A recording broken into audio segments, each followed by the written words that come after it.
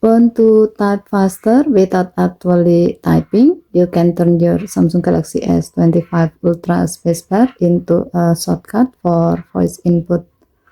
To do so, open any app where you can use the keyboard. For example, while opening a note, tap the settings icon above the keyboard. Scroll down the screen. Tap swipe thoughts and feedback. Tap touch and hold spacebar. And then select voice input. To see how it works, go back to your note. Tap and hold the spacebar to turn your keyboard into a mic icon. And you can start speaking to convert your voice into text using your most recent voice input method.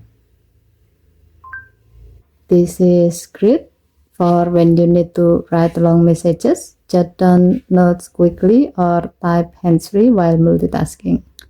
Okay, thank you for watching. Please help to like and subscribe. Have a nice day.